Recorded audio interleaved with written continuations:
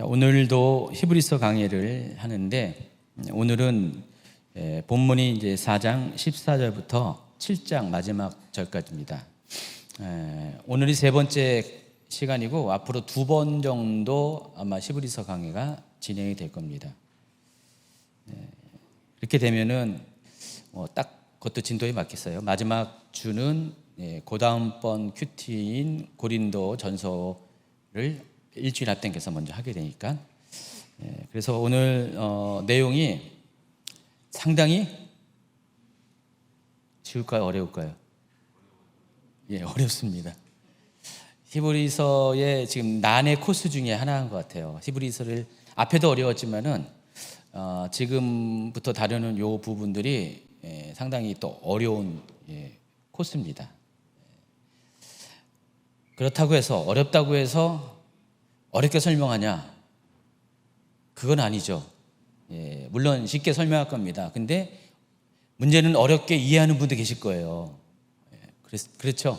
그래서 여러분 먼저는 이제 마음의 문을 열고 또 비도 왔으니까 졸음도 이렇게 씻어주시면서 집중해서 말씀을 듣길 바랍니다. 먼저 우리가 지난 강의에서 3장 1절을 한번 읽어보도록 하겠습니다. 쉬운 성경을 읽어주세요.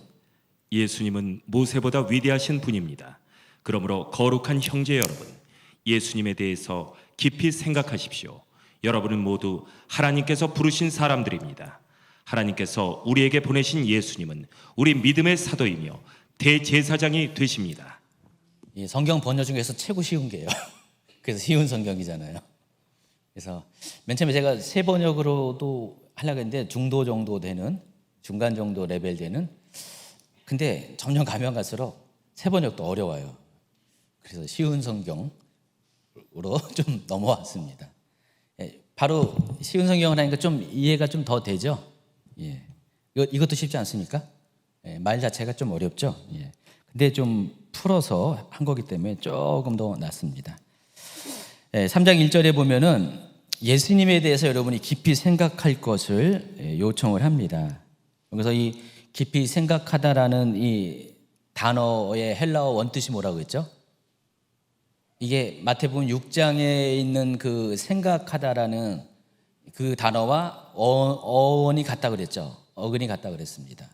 그래서 그냥 대충 생각하는 게 아니라 정말 주의 깊게 사려 분별하게 아주 심각하게 다 따져서 생각해 보라는 것입니다. 무엇을 생각합니까? 예수님께서 어떤 분이신지, 하나님께서 우리에게 보내주신 예수님이 어떤 분인지를 여러분 정말 잘 깊이 생각해 보시라는 것입니다. 그래서 두 가지에 대해서 소개했습니다. 예수님은 어떤 분이라고요? 믿음의 사도, 또 예수님은 대제사장이라고 했습니다. 그래서 지난 시간에는 이 두 가지 예수님에 대한 호칭 속에 들어간 예수님의 사역을 중에서 첫 번째를 소개했습니다. 그러니까 예수님께서 우리에게 믿음의 사도로 오셨는데 그 믿음의 사도라는 것이 어떤 의미가 있는가를 설명했는데 그게 뭐가 관련되어 있죠? 하나님 말씀과 관련되어 있어요. 생각나시죠? 여러분 하나님께서 모세를 보내어서 하나님 말씀의 대언자가 되게 하셨잖아요. 하나님 말씀을 우리에게 알려주는 자가 되게 하셨죠.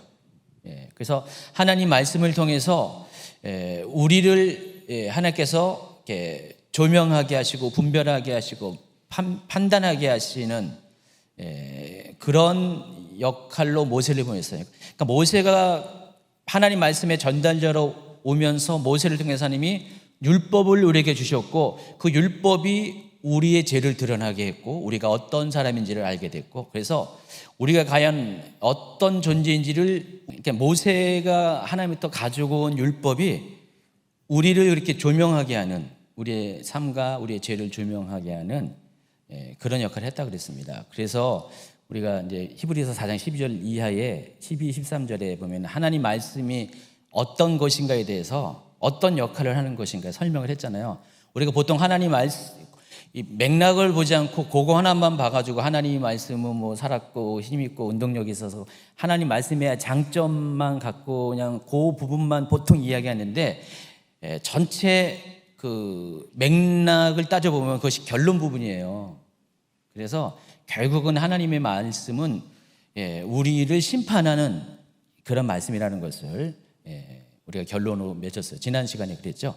그래서 그 모세가 그리했던 것처럼 예수님도 그와 같은 하나님 말씀을 가지고 계시를 가지고 오셨다, 그 얘기한 겁니다.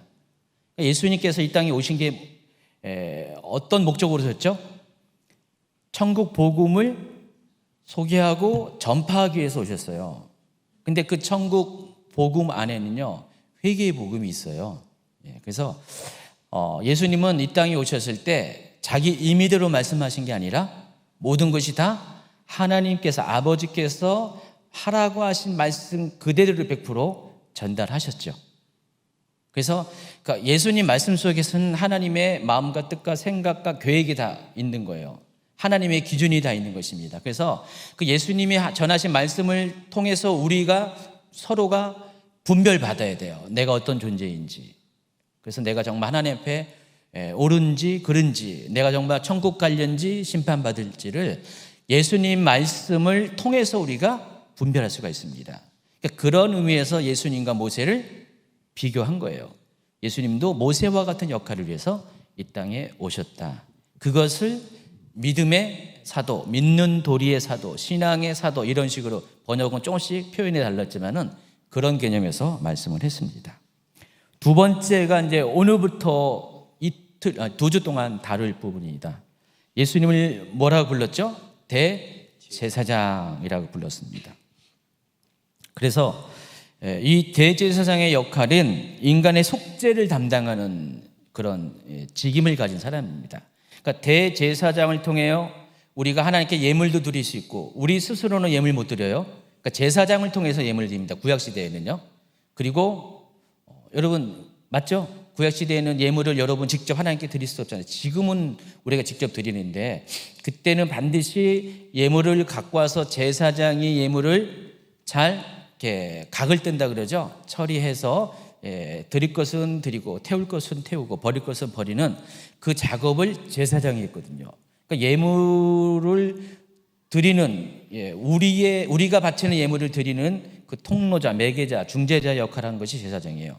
또 그 예물을 드리는 목적 중에 하나가 우리의 속죄를 위한 거잖아요. 예물은 우리의 속죄를 위한 희생 제물이에요. 그래서 예물과 제사를 담당하는 사람이 제사장입니다.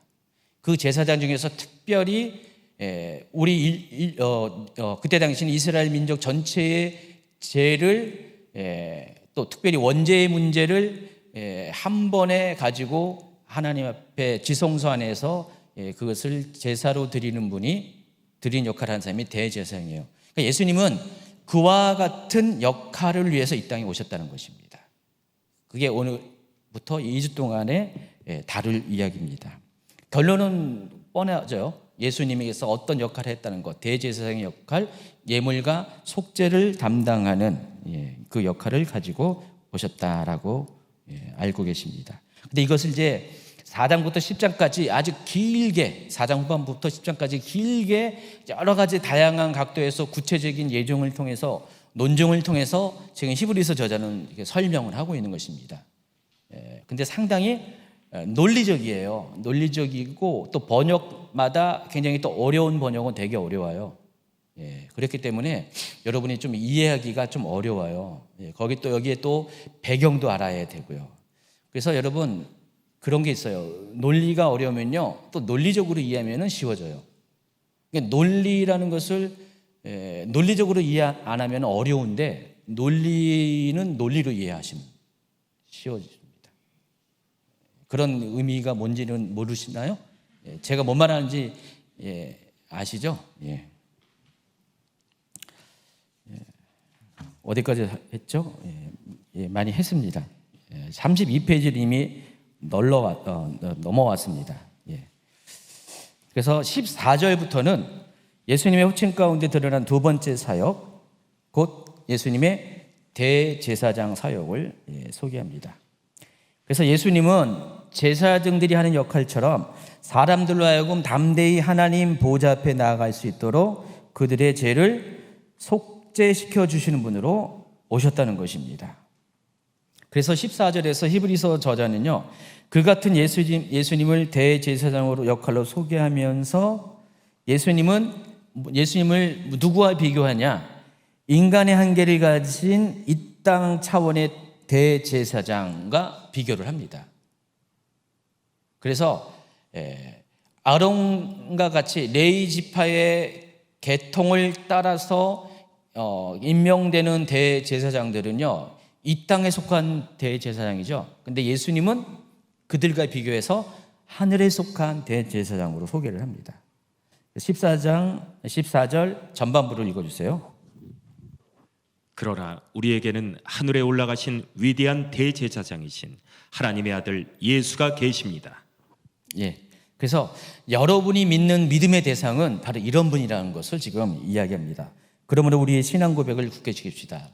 여러분이 믿는, 지금 유대인 성도들에게 지금 막 배도를 막 꿈꾸고 있는, 너무 힘들어가지고 그냥 예수 그만 믿을까? 교회 그만 다닐까? 라고 흔들흔들 거리고 있는 그런 사람들에게 지금 너희가 믿는 예수는 어떤 사람이냐? 바로 하늘로 올라가시 하나님의 위대한 대제사장이신 하나님의 아들이다. 너희도 그런 거 알고 지금 이렇게 흔들리고 있냐? 지금 그 얘기를 하는 것이에요. 그래서 우리의 신앙 고백, 너희들의 신앙을, 그런 예수님을 믿는 신앙 고백을 굳게 잡아야 된다. 지금 그렇게 권면을 하고 있는 것입니다.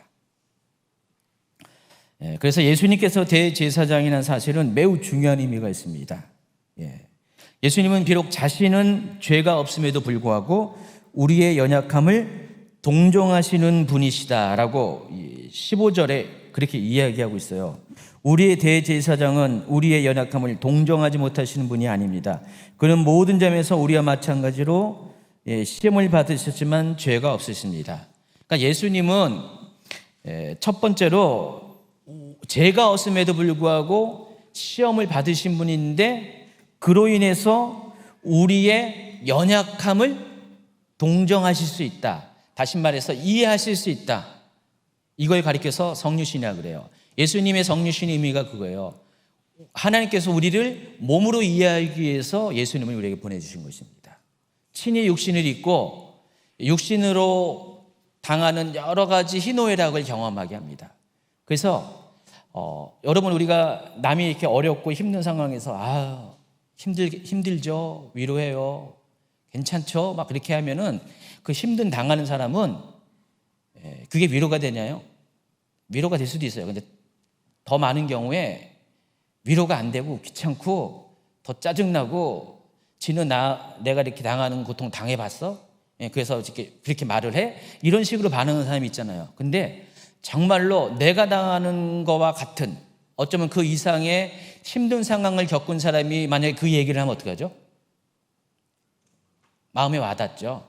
그리고 정말로 위로가 됩니다. 그리고 그 힘든 상황을 겪은 사람은 정말 저 사람이 어느 면에서 힘든지를 정확하게 알아서 그 부분을 위로할 때는 위로하고, 격려할 때는 격려하고, 또 채찍을 가할 때는 채찍을 가할 수 있는 그런 사람입니다. 자, 예수님의 성육신이 그런 의미라는 것입니다. 예수님의 성육신은 우리의 연약함을 예수님도 먼저 겪으셨기 때문에, 어쩌면 우리보다 가장 힘든 상황을 예수님은 다 감당하셨기 때문에 우리를 능히 충분히 동정하실 수 있는 분, 이해하실 수 있는 분, 우리를 정말로 불쌍히 여길 수 있는 분이 예수님이라는 것입니다.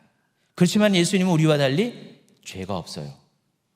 죄가 없음에도, 죄가 없기 때문에 그런 일 당할 필요도 없음에도 불구하고 예수님은 우리를 이해하기 위해서, 우리를 동정할 수 있는 그런 마음을 갖기 위해서 그렇게 시험을 당하셨다는 것입니다.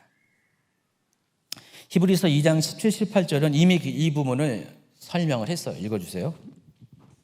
그러므로 그는 모든 점에서 형제 자매들과 같아지셔야만 했습니다. 그것은 그가 하나님 앞에서 자비롭고 성실한 대제사장이 되심으로써 백성의 죄를 대신 갚으시기 위한 것입니다. 그는 몸소 시험을 받아서 고난을 당하셨으므로 시험을 받는 사람들을 도우실 수 있습니다. 그렇기 때문에 이 히브리서 2장 17, 18절의 고백처럼 그렇기 때문에 여러분은 대제사장이신 예수님을 의지해서 담대히 은혜의 보좌로 나아갈 수가 있습니다. 16절 전반부를 한번 같이 읽을까요? 그러므로 우리는 담대하게 은혜의 보좌로 나아갑시다. 자, 여기서 은혜의 보좌가 의미하는 것이 구체적으로는 시온소 또 속죄소라고 부르는 실제하는 어떤 장소를 의미합니다. 자, 그림에 보시면은 여기가 시온소예요. 속죄소라고 부르기도 하고, 시온소. 속죄소는 우리의 죄를 속량하는 장소, 시온소는 베푸시자 쓰죠. 은혜를 베푸는 장소. 자, 언약궤 보시면은 언약궤 뚜껑 부분, 조 부분이 시온소예요. 제가 이제 여러 강의를 통해서 여러분에게 이미 설명한 바와 같이 저것은 지금 마치 보좌의 형태를 띠고 있어요. 의자의 형태를 띠고 있습니다. 누군가가 저기 앉을 수가 있다는 것입니다. 지금 이 그룹 천사가 날개를 서로 펼쳐가지고 앞으로 나란히 해가지고 서로 맞닿아 있잖아요. 그게 마치 보좌처럼, 왕자처럼, 의자처럼 돼 있어가지고 하나님께서 저기 위에 좌정하신다는 것입니다. 지금 저기는 언약궤 뚜껑은 하나님께서 좌정하시는 장소예요. 그래서 하나님이 임재하는 센터입니다. 그래서 거기서 하나님은 은혜를 베푸시고 거기서 우리의 죄를 속량해 주시는 것입니다. 그게 바로 은혜의 보좌로 소개를 하고 있습니다. 이처럼 구약 시대에는 하나님께서 실제로 실제하셨어요. 저기 성막의 성소 안에 지성소 또 지성소에 있는 언약궤, 그 언약궤 위에 뚜껑인 시온소 또 속죄소 또는 속죄소를 부르는 저 자리에 실제로 좌정하셨어요. 그래서 하나님이 계시는 증거로서 어떻게 하셨죠? 낮에는 구름 기둥이 올라갔고 밤에는 불 기둥이 하늘로 치솟았습니다. 그래서 구름 기둥과 불 기둥이 있는 한 하나님께서 거기 머무신 거예요. 실제로 머무셨다는 것입니다. 그래서 하나님이 머무신 장소가 너무나 거룩하기 때문에 아무도 들어갈 수가 없는 것이었어요. 그렇죠? 이해하시겠죠? 그래서 구약 시대에는 하나님께서 실제로 거기에 앉으셔서 지성소의 언약궤 위에서 좌정하셔서 우리를 통치하셨다는 것입니다. 또 그곳에서 우리를 만나주셨어요. 여러분, 성막을 가리켜서 회막이라고 부르죠. 어떤 분은 성막과 회막을 다른 별개의 텐트로 이해하는데 아닙니다. 같은 텐트예요. 같은 텐트인데 그것을 용도에 따라서 다르게 부를 뿐입니다. 성막이라는 것은 성스러운 예배를 드리는 장소라서 성막이지만은 이 회막은 모일 회자예요. 모이는 회막이라고 합니다. 그래서 하나님께서는 바로 그 성막의 지성소 안에 머물면서 거기서 백성들을 만난 거예요. 누굴 통해서요? 제사장을 통해서 만난 거게 됩니다. 자, 그렇지만은 신약에 와서 예수님께서, 그리스도께서 하늘의 대제사장이 되었다. 아까 얘기했잖아요. 하늘에 올라가신 위대한 대제사장, 하나님의 아들을 생각하라고 했잖아요. 그래서 그 하늘에 올라가신 이 대제사장, 그러니까 예수님께서 이 땅의 대제사장은 아니었어요. 뒤에도 소개했지만은 예수님은 유다 지파의 계통을 따라서 태어나셨기 때문에 레위 지파의 제사장과는 상관이 없다는 것입니다. 뒤에서 소개돼요. 그래서 예수님은 이 땅의 기준에서는 대제사장이 아니에요. 근데 예수님은 하늘의 기준에 의하면 하늘의 성소에서의 대제사장이 되었다라고 합니다. 그래서 그 대제사장에서 하나님 보좌 우편에 대제사장의 자격으로 앉아 계십니다.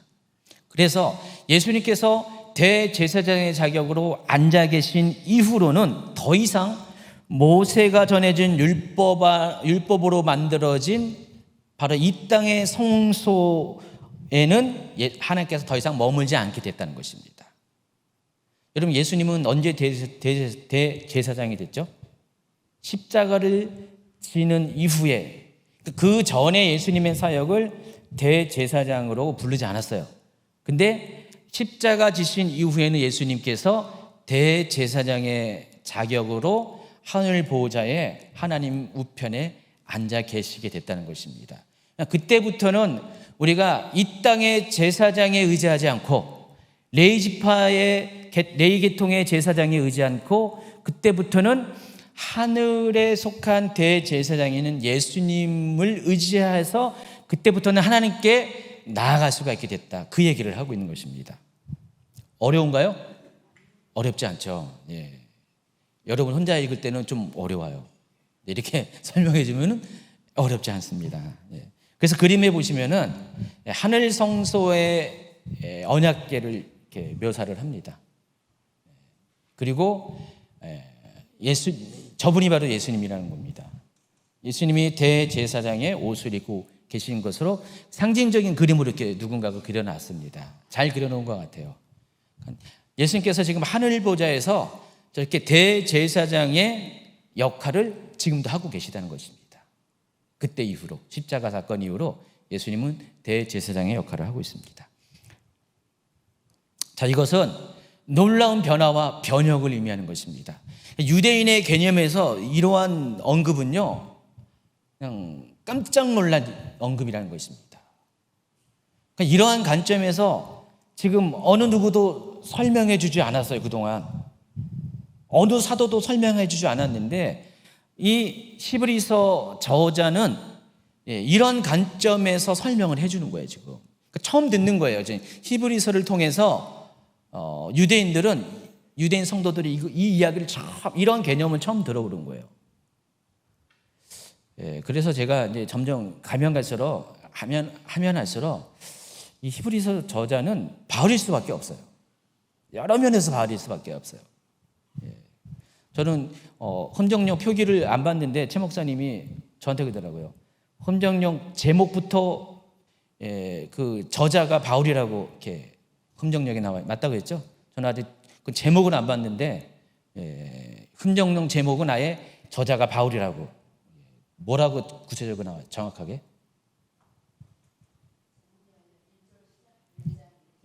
할 때 사도 바울의 쓴 히브리서 이렇게 써 있어요.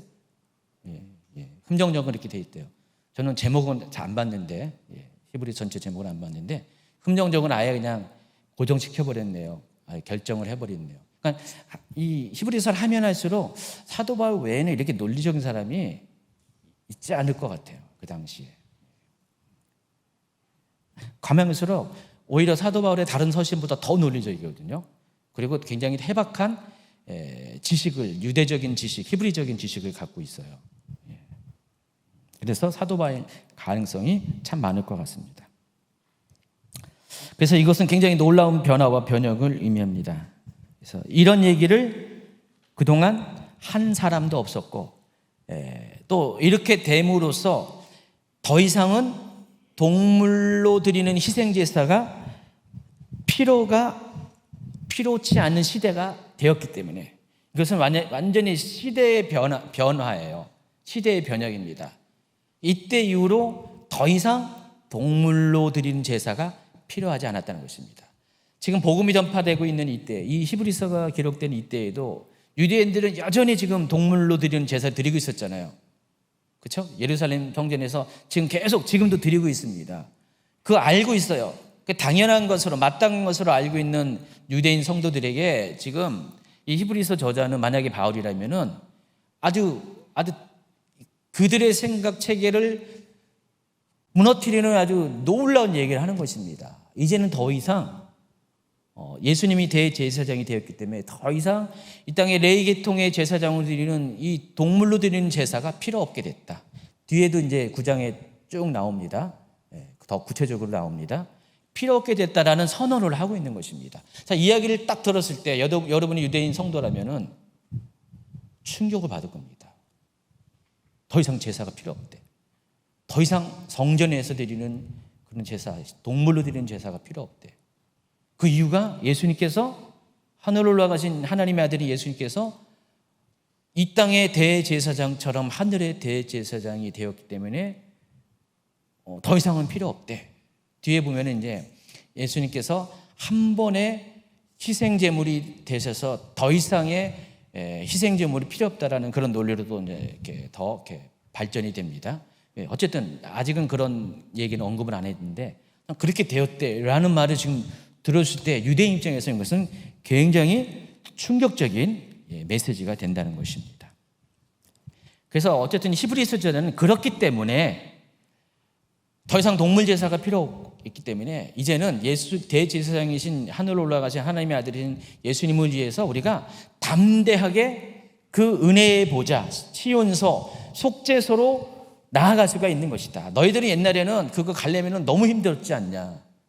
제사장을 통해서 동물을 드리고 정말 쉽지 않은 과정을 통해서 그것도 지성소 영역까지는 1년에 한 번 정도밖에 못 갔는데 지금은 마음껏 자유롭게 아무런 제약이 없이 예수님을 통해서 그 지성소까지 들어갈 수 있지 않느냐.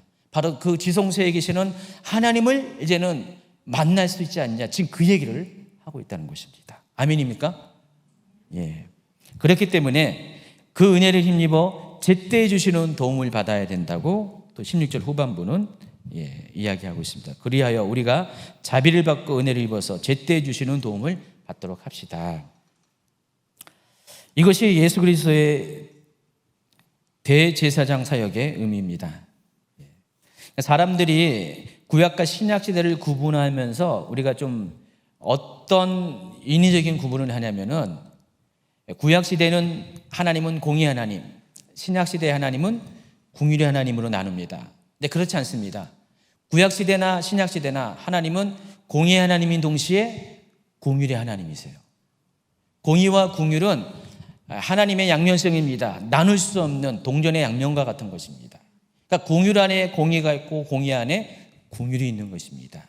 항상 이것은 같이 표현되는 것입니다. 근데 우리는 율법이라는 것 때문에 구약의 하나님은 공의 하나님, 신약의 하나님은 예수님 십자가 사건 때문에 궁율의 하나님 이렇게 인위적으로 구분을 한다는 것입니다.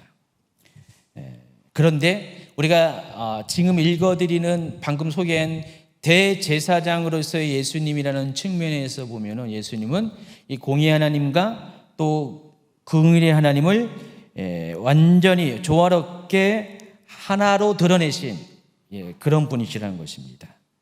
그러니까 예수님께서 왜 대제사장이 되었을까? 공의와 하나님의 공의와 긍휼을 하나가 되게 드러내시기 위해서 십자가가 지신 것입니다. 대제사장으로 십자가를 지신 것입니다. 그러니까 십자가는 하나님의 공의가 드러나는 거고요. 동시에 하나님의 긍휼이 표현되는 거예요. 십자가이기 때문에. 그렇기 때문에 히브리서가 진행될수록 예수님의 대제사장 사역은 더 구체화됩니다. 7장, 9장 제가 이렇게 한번 일단 읽어볼까요? 7장 한번 26, 27, 28절 읽어주세요. 예수님이야말로 우리에게 진정으로 필요한 대제사장이십니다.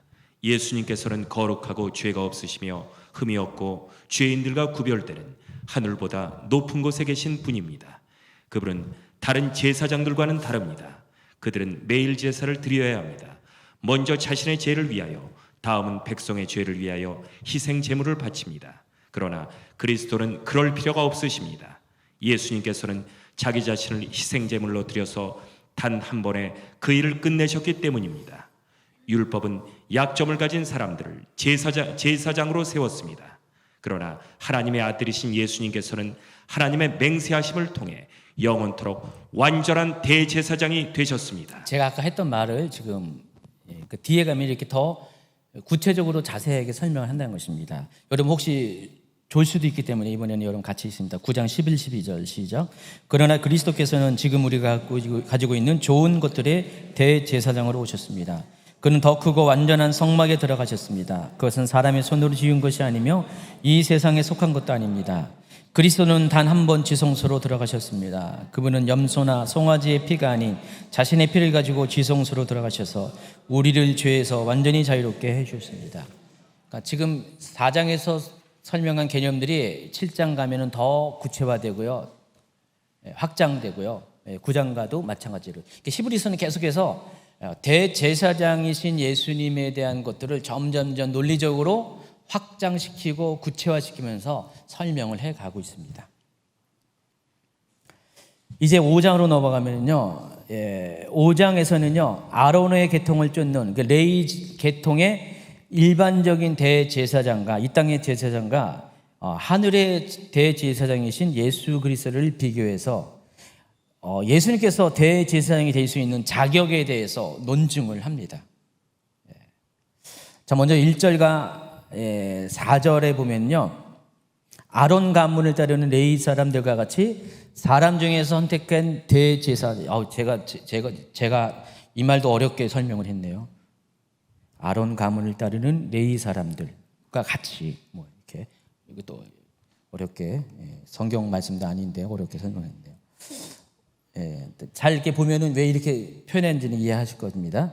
사람 중에서 선택된 대제사장의 역할과 한계에 대해서 5장 1, 2, 3, 4절은 설명을 합니다. 먼저 5장 1절 전반부와 5장 4절을 한번 읽어주세요. 각 대제사장은 사람들 가운데서 뽑혀서 하나님과 관계된 일에 임명받습니다.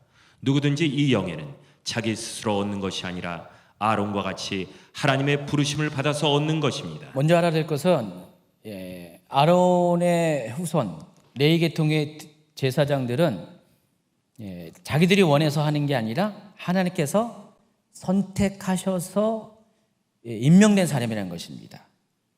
이걸 보고 성별이라고 합니다. 기름 부어서 구별시켜서 하나님께서 선택해서 대제사장, 하나님과 관계된 일을 하는 제사장이 됩니다. 그들이 맡은 역할은 1절 후반부는 그는 사람들을 위하여 예물과 속죄 희생제사를 드립니다. 아까 제가 설명했어요, 초반부에요. 그런데 그들도 약한 사람이기 때문에 그들도 연약함을 갖고 있어요. 뭐에 대해서? 죄에 대한 연약함을 갖고 있습니다. 그러니까 제사장들도 성별되었다고 하지만은 그들도 역시 죄를 지을 수 있는 가능성이 있는 사람이라는 것입니다. 자, 이것은 두 가지 측면에서 의미를 갖고 있습니다. 첫 번째는 자기도 그렇기 때문에 다른 사람에 대해서도 너그럽게 대할 수가 있다는 것입니다. 아까 제가 예수님의 성육신을 설명했잖아요. 예수님이 우리의 육신의 모양대로 오셨기 때문에, 하나님이신 예수님이 오셨기 때문에 비로소 우리를 친히 이해할 수 있고 동정심을 가질 수 있다 했죠. 그와 마찬가지의 개념이지만 약간 다른 거예요. 제사장들도 연약한 인간이기 때문에 자기도 죄를 지을 수 있는 사람이기 때문에 죄를 지을 수 있는 제사장이 아닌 일반 사람들을 너그럽게 대할 수가 있다는 것입니다. 이해할 수가 있다는 것입니다.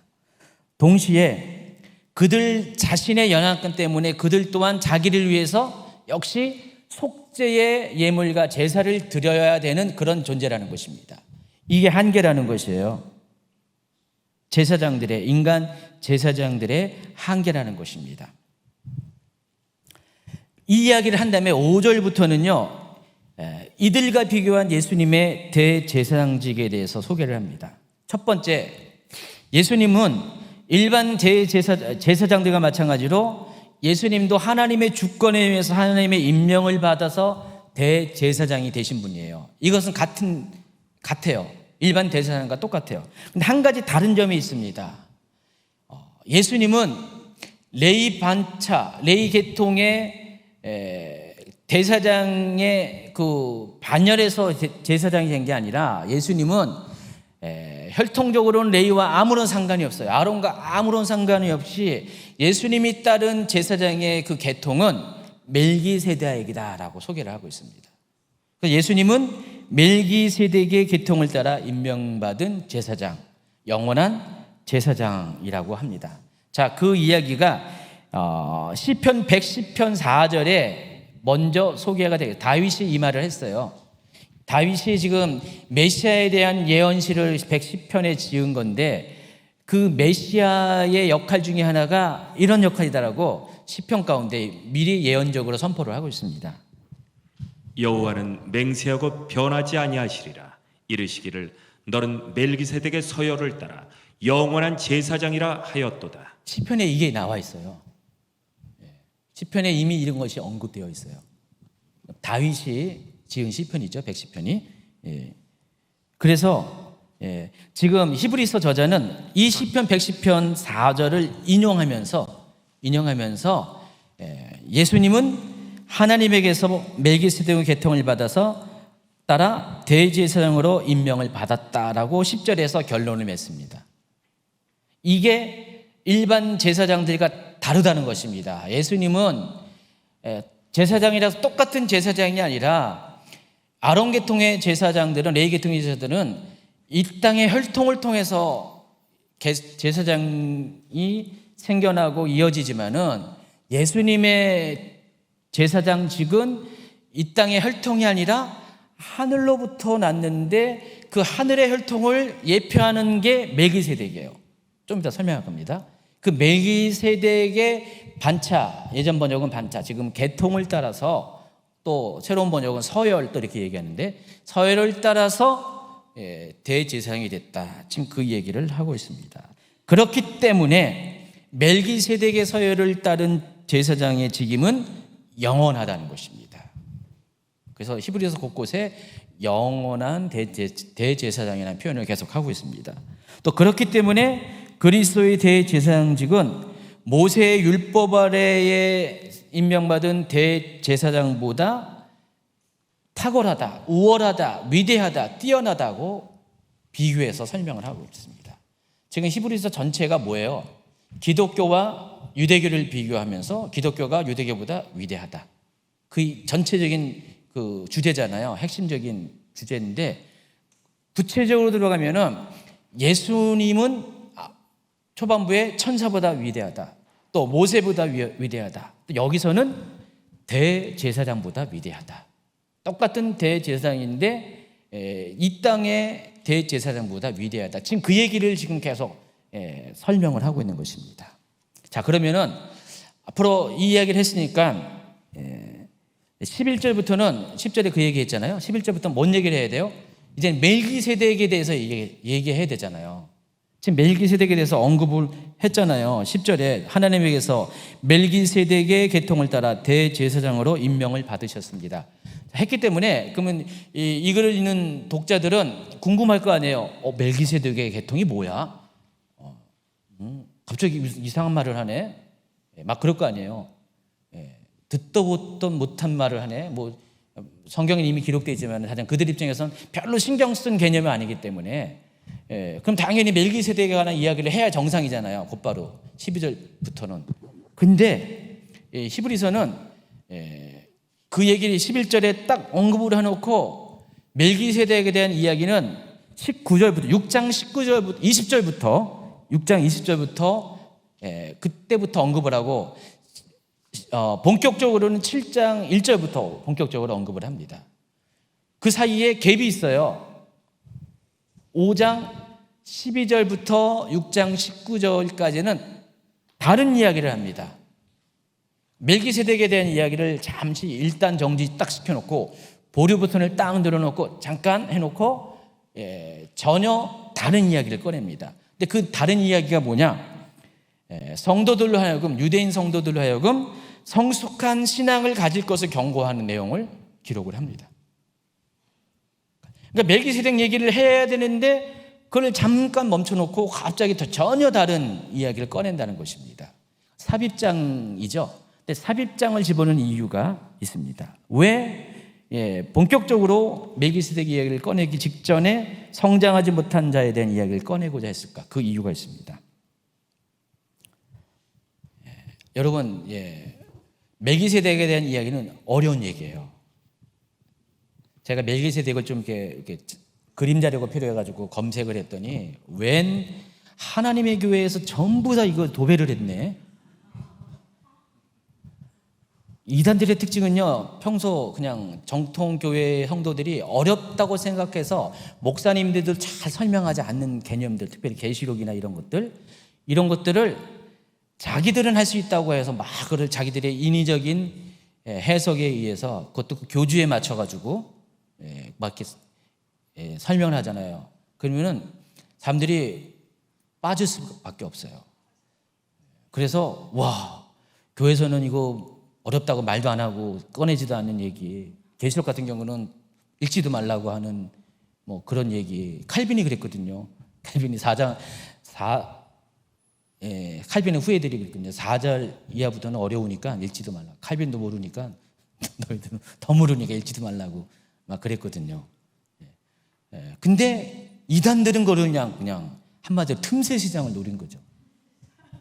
틈새 시장을 노려가지고 그걸 아주 그럴싸하게 다 비유적으로 이렇게 풀어보니까 너무 신기하고 놀라운 거예요. 그러니까 거기에 빠져들다 보면은 그냥 그 다음에 말도 안 되는 이야기를 꺼내도 다 믿어버려요. 근데 이번에 보니까 멜기세덱도 제가 검색을 하니까 뭐 자료 때문에 좀 검색했더니 온통 하나님의 교회가 장악을 해버렸어요. 시간이 없어서 제가 뭔 얘기했는지는 잘 안 봤어요. 구체적인 내용. 시간이 되면 보겠지만은 그런 식으로 이렇게 돼 있더라고요. 그만큼 제가 말씀드리는 것은 멜기세덱의 이야기는 어려워요. 멜기세덱의 이야기가 성경에 세 곳에 나와 있어요. 창세기 14장하고 아까 읽어드린 그 시편 110편 4절 그리고 이 히브리서입니다. 그래서 이 히브리서가 지금 이렇게 전달되는 요 상황 가운데서 그 이전에 멜기세덱에 대한 언급은 두 군데밖에 없던 거예요. 창세기 14장하고 시편 110편 4절. 그럼 멜기세덱은 상당히 정보가 없어요. 미스테리한 인물이에요. 그렇기 때문에 사람들이 크게 관심 갖지 않았어요. 유대인들조차도 멜기세덱은 그냥 패스한 그런 인물이라는 것입니다. 아, 신비한 인물이다. 뭐 그런 사람이 있었지라고 스쳐 들어가 지나간 사람이라는 것입니다. 지금 이 히브리서 저자는 그렇게 스쳐 지나간 그 멜기세덱에 대해서 그것을 지금 파고드는 거예요. 구체적으로 설명하는 거예요. 멜기세덱은 이런 사람이다. 왜냐하면 앞에 4장부터 후반부터 시작해가지고 5장 11절까지 멜기세덱에 관한 이야기를 점점 한 거잖아요. 예수님의 대제사장직을 먼저 얘기하고 결국은 예수님의 대제사장은 멜기세덱의 계통을 따른 것이다라고 그렇게 11절에 딱 마침을 10절에 마침을 했잖아요. 마침했기 때문에 이제부터 이제 그 설명을 당연히 해야 되는데 생각해 보니까 얘들이 이해할까? 지금 그거 얘기하는 거예요. 지금 히브리서 저자는 내가 멜기세덱에 이야기해도 너희들이 이해할까? 자, 11절에 한번 그 이야기를 표현대로 한번 읽어주세요. 멜기세덱에 관하여는 할 말이 많이 있지만 여러분의 귀가 둔해진 까닭에 설명하기 어렵습니다. 어려워요. 그래서 그 유대인 성도들의 귀를 좀 이렇게 예민하게 하려고 중간에 삽입장을 집어넣어가지고 그들을 자극하는 이야기를 합니다. 그게 너희들이 성장하지 않으면 말씀으로 성장하지 못하면 어떻게 될 것인가에 대한 경고를 집어넣는 거예요. 그래서 너희들 성장해야 돼. 그 얘기를 한 다음에 멜기세덱 이야기로 넘어가게 됩니다. 이해하시겠죠? 그래서 12, 13, 14절 시간으로 보면 여러분이 이미 교사가 되었어야 할 터인데 다시금 하나님의 말씀의 초보적 원리를 남들에게서 배워야 할 처지에 놓여 있습니다. 여러분은 단단한 음식물이 아니라 젖을 필요로 하는 사람이 되었습니다. 젖을 먹고서 사는 이는 아직 어린아이이므로 올바른 가르침에 익숙하지 못합니다. 그러나 단단한 음식물은 장성한 사람들의 것입니다. 그들은 경험으로 선과 악을 분별하는 세련된 지각을 가지고 있는 사람들입니다. 이 부분도 우리가 많이 요거만 딱 잘라가지고 나무만 딱 빼가지고 이것을 많이 설명하고 설교도 하고 이해하는데 이 말을 왜 했는지가 여러분 이제 단락적으로 이해가 되겠죠. 맥락으로 이해가 되겠죠. 그래서 11절에 분명히 얘기했어요. 멜기세덱에 관해서는 할 말이 많이 있는데 너희들의 귀가 둔해진 까닭에 설명하기 어렵다. 그러면서 시간으로 보면 너희들이 다 이미 성장한 자가 돼야 되는데 성숙한 자가 돼야 되고 말씀에 대해서 뭔 말을 해드려도 다 이해하고 어떤 영적인 말을 해도 다 그것을 알아들어야 되는데 그냥 겨우 하나님 말씀의 초보에 머물러서 그냥 초보적인 수준임에 머물러 가지고 오히려 남들에게서 배워야 될 처지가 됐다. 단단한 음식을 먹어야 되는데 여전히 젖병을 물고 있다. 그렇기 때문에 올바른 가르침에 대해서 익숙하지 못하다. 참 그 얘기를 하는 거예요. 여러분 교회 다닌다고 해서 오래 다닌다고 해서 여러분 다 장성한 자입니까? 여러분이 장성하려면 어떻게 되죠? 성경에서는 계속해서 일괄적으로 말씀하는 게 있어요. 여러분이 성장하기 위해서는 어떻게 돼요? 말씀을 먹어야 돼요. 말씀을 많이 듣고, 왜냐하면 말씀은 우리를 성장한 자가 되게 합니다. 여기 있는 것처럼 말씀이 우리 안에 들어오면은 우리를 분별하게 하는 능력을 주는 거예요. 성장한 자의 특징은 분별할 수 있어요. 어린아이는요, 누가 와가지고 아이스크림 주면은 게임 받아서 유괴범에게 넘어가요. 근데 어른들에게 아이스크림 주면 어떻게 해요? 속나요? 물론 안 속아야 정상인데, 지금 사도 바울이래. 잠깐만. 일단은 이제 히브리서 저자는 지금 그 얘기하는 거예요. 너희들이 이미 몸은 다 커가지고 키도 그냥 160, 70 막 돼가지고 나이도 다 먹어가지고 이제는 사리 분별할 수 있는 마땅히 그럴 나이가 됐는데 누가 아이스크림 준다고 홀딱 넘어가는 사람이 있다. 남 얘기하는 거 아니에요. 지금 여러분들 얘기하는 겁니다. 아이스크림이 왜 아주 달콤한 거잖아요. 누군가가 달콤한 내용을 가지고 아주 뭐 이거 이 말씀 들어봐 하면서 이거 신기하지 않아? 막 하면서 너무 신선하지 않아? 새롭지 않아? 하면서 이단에 속한 얘기를 해도 홀딱 넘어가요. 여러분 아이스크림 좋아하는 어린애와 같은 분들이 교회에 많이 있습니다. 주임직교회는 없을까요? 있어요. 저도 그래서 그 어린 나이와 같은 신자들, 성도들 좀 성장시키기 위해서 좀 많이 좀 애를 쓰고 있는데도 따라온 사람도 있지만 못 따라온 사람도 있어요. 여러분 따라오려면요, 여러분처럼 수요 예배까지 다 참석해야 돼요. 솔직히 우리 교회에서 메시지 중에서 수요 예배 메시지가 가장 어렵잖아요, 그렇죠? 말씀적으로 가장 어렵잖아요.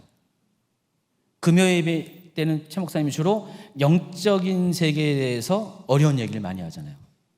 주일날 얘기하면 뭔 말이 뭔 말인지 모르는 사람이 있어요.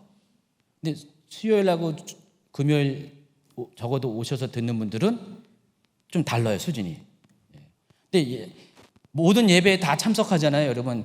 다양한 각도에서 다양한 색깔의 이 말씀을 들으면은요, 여러분은 빠른 속도로 성장합니다. 그러니까 주일 예배만 참석한 사람이 1년에 키가 한 3cm 자란다. 여러분은 지금 10cm, 20cm 자랄 수 있어요. 그러니까 30년 동안 주일 예배만 참석한 사람하고 한 5년 정도 주중 예배 다 참석하는 분, 몰라요. 다른 교회는 모르겠지만은 적어도 주임제의 기준에 의하면은 그 정도만 되면은 그들보다 훨씬 더 키가 더 자랄 수가 있습니다. 더 빨리 성장할 수가 있어요. 여러분을 성장시킬 수 있는 한 가지 방법은 말씀입니다. 말씀. 여러분 말씀을 자꾸만 경험해야 돼요. 말씀이 있는 것 끝나는 것이 아니라, 통독하는 것 끝나는 것이 아니라, 말씀이 여러분의 삶 가운데 부딪혀서 적용되는 그런 경험들, 실제가 되는 경험들을 많이 하셔야 한다는 것입니다. 제가 봐도 정말 그런 분들은 빨리빨리 성장하고요. 어떤 누가 아이스크림 갖고 와도 흔들리지 않아요. 우리 중에서도 흔들려서 떨어져 나가는 사람들이 있어요. 해마다 생겨요, 해마다. 올해는 아직 안 생긴 것 같아요. 정말 해마다 한두 명, 어떨 땐 더 많은 사람들이 새로운 신제품 아이스크림에 속아가지고 홀딱 넘어가가지고 막 그래요. 그런 분들이 있어요. 거기 가면 잘 되면 좋을 텐데 잘 안 돼. 있는 미천까지 다 까먹고 교회도 안 다니고 예배도 안 나가고 그런 분들도 막 안타까워요. 제가 너무 안타까워요. 해마다 생긴다니까요, 그런 사람들. 그만큼 시대가 아주 그냥 악한 시대입니다. 미혹의 시대입니다. 여러분 그렇기 때문에 더욱더 이 말씀을 사모하고요, 말씀 듣는 것들의 현장 가운데 있어야 되고요, 말씀 묵상하고요, 여러 가지 이 말씀으로 훈련받는 시간들에 적극적으로 참여해 주시기를 예수님 부탁합니다.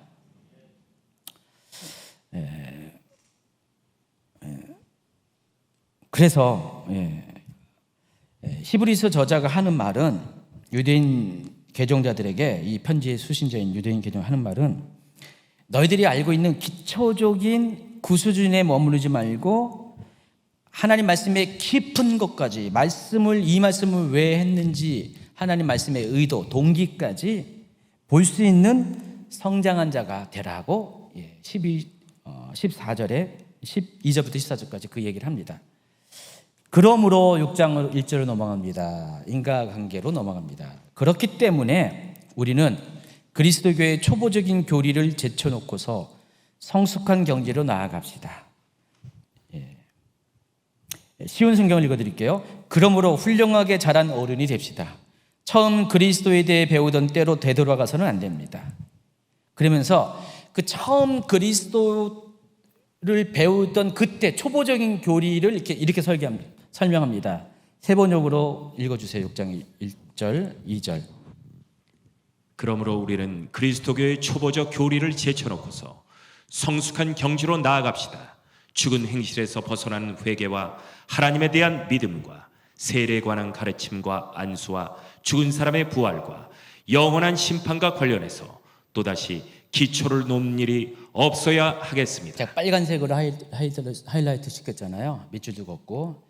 자, 이 6가지의 교리적인 개념들을 소개했습니다. 회개, 믿음, 세례, 안수, 부활, 심판. 자, 이 6가지는 뭘 의미하냐면은, 초대교회가 교회에서 말씀을 전할 때 꼭 전해지는 아주 핵심적인 교리의 구성 요소들이에요. 이걸 가리켜서 캐리그마라고 하는데, 지금 캐리그마를 얘기하는 거예요. 이 캐리그마는 보통 번역하면 말씀 선포라고 합니다. 근데 이것은 이제 예수님을 믿은 초보의 신앙을 가진 사람들이 들어야 되는 것입니다. 반드시 들어야 되는 것입니다. 근데 그 초보의 신앙의 단계를 넘어간 사람들은 다른 것을 들어야 돼요. 수요일 날 강의도 듣고 금요일 강의도 들어야 된다는 것입니다. 근데 지금 계속해서 이 사람들은 주일에만 머물러 있는 거예요. 주일 신자에만 머물러 있는 거예요. 머물러 있다 보니까 이런 내용을 안 들어요. 뭐 오늘 이렇게 안 나오신 분들, 금요일 안 나오신 분들은 이거 뭐 이렇게 유튜브로 듣잖아요. 근데 그것도 안 듣는 사람이 많아요. 더 많아요. 여러분, 못 나오면은 유튜브 듣면 됐지. 근데 안 들어요. 실제로는 잘 안 들어요. 그러다 보니까 그냥 이렇게 우리 교회만 하더라도 이 메시지를 통해서 교회의 비전과 방향과 모든 목회 철학 이런 거 다 나가는데 이거를 이해하지 못한 사람들이 생겨날 수밖에 없어요. 좀 이따 그것에 대한 결과가 어떤지를 또 소개하겠습니다. 어쨌든 이것들은 굉장히 중요하고 확고한 신앙의 기반을 다지는 데 매우 중요하지만은 여기서만 머물러 있으면은 성장의 단계 또는 성숙의 단계로 나아갈 수가 없다는 것입니다. 히브리서자는 이야기를 하면서 뭔 얘기를 하냐면은, 만약에 우리가 성장하지 않은 초보적인 신앙에만 머물러 있게 되면 문제가 생긴다는 것입니다. 어떤 문제? 감당하기 어려운 고난의 때가 닥치게 될 때 주님을 배반하는 일이 발생하게 된다는 것입니다. 이게 뭐예요? 배도라고 합니다. 실제로 유대인 개종자 중에서 지금 나타나는 현상이에요. 이들이 초보적인 신앙에만 머물러 있다 보니까 평상시는 괜찮았어요. 근데 막 비바람이 부니까, 환경의 변화가 생겨버리니까 막 환란이 생기고 박해가 생기니까 그때 밑바닥이 드러나는 것입니다. 그래서 4절부터 6절까지는 그런 관점에서 베드로로 인해서 구원받지 못할 자에 대해서 이렇게 언급합니다.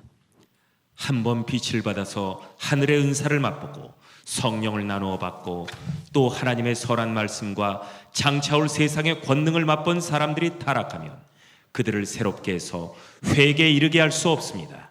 그런 사람들이야말로 하나님의 아들을 다시금 십자가에 못 박고 욕되게 하는 것이기 때문입니다. 히브리서만 이 얘기한 게 아니라 사도 베드로도 동일한 관점에서 비슷한 얘기를 했습니다. 베드로서 2장 21절. 만일 그들이 우리 주 되신 구주 예수 그리스도를 알므로 세상의 더러움을 피한 후에 다시 그 중에 얽매이고 지면 그 나중 형편이 처음보다 더 심하리니 의의 도를 안후에 받은 거룩한 명령을 저버리는 것보다 알지 못하는 것이 도리어 그들에게 나으니라. 베드로 전후서는요, 어떤 상황 그때 기록된 정치 사회적인 배경이 뭔지 아시죠? 네로 박해 때예요. 히브리서도 같은 시기에 같은 상황 가운데 배경을 가지고 지어진 편지입니다. 그래서 배경이 똑같아요. 베드로의 상황에 직면한 사람들에게 쓴 편지입니다. 그래서 두 가지 서신의 저자 모두가 말하고자 하는 것은 뭐예요? 이미 구원받은 성도조차도 주님을 배신해서 이미 받은 구원을 잃어버릴 수 있다라는 사실을 경고하고 있는 것입니다. 자기는 구원받았다고 생각해서요. 구원의 방주 안에 들어왔다고 생각했는데 그는 안전할 때예요. 평화로울 때예요. 근데 이렇게 박해의 상황이 닥치니까 그들도 배도할 수 있다는 가능성을 지금 언급을 하고 있습니다. 자, 그런 일이 생기는 이유, 박해를 견디지 못했기 때문에, 배도하는 이유가 박해를 견디지 못했기 때문에, 박해를 견디지 못한 이유, 그들의 신앙이 자라지 못하고 초보의 신앙에 머물러 있기 때문에. 히브리서 저자와 베드로서의 저자가 공통적으로 지금 하고 있는 말이라는 것입니다. 그렇기 때문에 그리스도인들은 계속해서 성장해야 돼요. 하나님의 은혜를 계속 흡수하고 성장한 자의 열매를 맺어야 한다는 것입니다. 여러분이 베드로를 피할 수 있는 것은 그 방법밖에 없다는 것입니다. 여러분, 환난이 닥치면 어떻게 해요? 여러분, 말씀의 뿌리가 깊게 내리지 않는 사람, 말씀의 반석 위에 올라가지 못한 사람 어떻게 돼요? 창수가 나고, 마태복음 7장 후반부에 보면은요, 24절부터 쭉 보면은 두 사람을 비교하잖아요. 모래 위에 집 지은 자, 반석 위에 집 지은 자. 똑같은 상황이 몰려옵니다. 막 비바람이 치고 물길이 막 들어올 때 모래 위에 모래 위에 집을 지은 사람은 무너지죠. 무너짐이 심할 것이고, 반석 위에 집을 지은 사람은 결코 무너지지 않을 것이라고 했습니다. 그러니까 모래와 반석이 의미하는 게 뭐죠? 반석 하나님 말씀이에요. 하나님 말씀입니다. 이 말씀에 기초를 지은 사람은 이 배도의 함정을 피해갈 수가 있습니다. 그러니까 여러분이 내가 신앙이 성숙하냐 성숙하지 못하냐를 언제 알 수 있다고요? 비바람이 칠 때 알아요. 아까 제가 초반부에 지금 우리 교회가 정말 우리 건물이 견고한 건물인지 아닌지를 이번에 알았다고 했잖아요. 날씨 좋을 때는 티가 안 났는데, 비가 조금 올 때는 이렇게 티가 안 났는데, 비가 이번처럼 수직으로 오는 게 아니라 수평으로 왔잖아요. 이번에는요. 수평으로 오니까 아이고 난리가 났습니다. 창틀 요만한 틈. 수직으로 올 때는 괜찮았는데 창에 그 샤시와 샤시를 붙이는 요만한 정말 실금과 같은 그 틈이 있잖아요. 거기를 원래는 참 이 건물 되게 웃긴 게 2층에 저쪽 반쪽은 여기는 그걸 다 밀봉 해놨는데 저쪽은 안 해놨어요. 안 해놔가지고 이제 해피는 그 첫 번째가 제 방부터거든요. 전도사님 있는 방에는 물이 안 들어오는데 저기는 막 물 들어오는 거예요. 근데 아주 조그만 틈인데 이렇게 되니까 막 물 들어오는 거예요. 그리고 요 밑에는 물 안 들어오는데 저기 지금 여기 중고등부실 물 들어왔죠. 뭐 난리가 났잖아요. 이쪽에 물 새죠. 천장에. 여기까지는 지난번에 방수했는데 여기는 그 전기장치가 있어가지고 못 들어가가지고 방수를 못했어요. 여기 막 물 새잖아요. 조금 올 때는 티가 안 나는데 이렇게 많이 오니까 확 티가 나요. 그렇죠? 그래서 이 건물의 실체를 알았어요. 보수할 것도 알았지만 감사하지만은 이 건물이 부실하다는 것을 알았습니다. 근데 건물을 잘 지면은 이런 일이 없어야 되죠. 그렇죠? 전혀 없어야 되죠. 마찬가지로 여러분의 인생에 여러분의 신앙이 정말 성숙하냐 성숙하지 못하는 비바람이 쳐봐야 알아요. 어려움이 닥쳐야 여러분의 실체가 드러납니다. 여러분 최근에 인생에 비바람 맞은 분 계세요? 없을 거예요. 여기는 비바람 맞았어도 꿋꿋하게 서 있으니까 여기 왔겠죠. 비바람 맞아가지고 픽 쓰러져가지고 못 오는 분이 있어요. 지금 이 코로나가요, 진짜 내가 누구인지를 아주 적나라하게 알려지는 시그널이 됩니다. 이 코로나 때문에 정말 이렇게 정말 이렇게 알곡과 쭉정이가 드러나는 시기입니다. 물론 코로나 때문에 교회에 못 오는 분이 다 그런 건 아니에요. 네, 정말 이렇게 오고 싶어도 못 오는 상황이 있죠. 근데 올 수 있는데도 안 오는 사람들은요, 그런 사람들입니다. 교회마다 이게 너무 심각하대요, 요즘. 그래도 우리 교회는 코로나 전과 후가 출석률이 거의 지금 한 80% 되잖아요. 점점 이제 올라가고 있죠. 올라가고 있는데 다른 교회는 거기까지 올라온지 모르겠어요. 아직도 50%에 머무는 곳도 있을 수도 있고. 아주 심각한 거예요. 지금 조그만 개척교회는요, 문을 닫아야 될 상황에 있는 교회들이 상당히 많이 있습니다. 지난번에 우리 교회에서 우리 교단 지방에 개척교회들, 어려운 교회들, 우리도 뭐 지금 상황이 넉넉한 건 아니지만은 그래도 할 거나 해야 돼서 이렇게 그 지원금을 이렇게 위탁을 했어요. 그런데 우리 지방회장 목사님이 그러더라고요. 목사님, 10곳을 선정해서 이제 몇십만 원씩 이렇게 지원을 하는데, 목사님, 생각지도 못한 교회들이 도와달라고 그러더군요. 정말 이렇게 저 정도는 괜찮지라고 했는데 생각지도 못한 거예요. 보통 목사님들이 뭐 그렇게 준다고 꽁돈 준다고 좋아하지 않고 다들 자존심이 있잖아요. 웬만하면 안 받아요. 조금만 해도 괜찮으면 안 받는데, 근데 그걸 무릅쓰고 신청을 하는 거 보면은 그냥 어려운 교회들이 많아졌다는 것들을 많이 느낍니다. 이거는 이제 옆에 얘기고, 어쨌든 간에 교회도 흔들, 성도의 신앙도 흔들, 이 코로나 때문에. 코로나보다 더한 뭔가가 오면 어떻게 될까요? 정부로부터 교회에 나오지 못하는 박해가 일어나면 어떻게 될까요? 제가 지난번에 얘기 들었어요. 새가족 모임할 때 중국 교포 몇 분이 이제 새가족으로 이렇게 오셔가지고 얘기를 하는데, 어떤 자매님이 그러더라고요. 저 우한에 코로나가 발생했잖아요. 어떤 일이 있었냐면, 우한이 진짜 기독교가 굉장히 왕성했던 도시래요. 근데 우한이 가장 기독교 박해가 심했대요. 근데 심지어 몇천 명 모이는 어떤 교회를 공산당이 건물을 전부 다 십자가 내리고 교회를 막 무너뜨리는데, 교회를 막 허무는 거예요. 근데 담임 목사님 부부를 산채로 매장해가지고 그 건물에다, 이거는 우리는 보도 안 나와 있잖아요. 그런 일이 있었대요. 중국은 지금 그 일을 당하고 있습니다. 근데 중국 교회 성도들, 우리 어떤 사람은 배도한 사람도 있겠죠. 왜냐면은 요즘은 또 중국 정부가 당근책을 써가지고 배도하면은 이렇게 교회를 떠나면은, 기독교를 떠나면은 이렇게 무슨 재정적으로 지원해주겠다. 그렇게 해가지고 당근책도 이렇게 하면서 박해도 하면서. 근데 그 와중에 감옥에 가는 것을 기꺼이 감당하는 사람들도 있고 막 그래요. 거기서 분명히 드러나게 된다는 것입니다. 우리나라도 어쩌면은 그런 일이 생길 수도 있잖아요. 생기게 되면 여러분의 실체가 드러나게 됩니다. 이미 우리는 일제시대 때 그걸 겪어왔어요.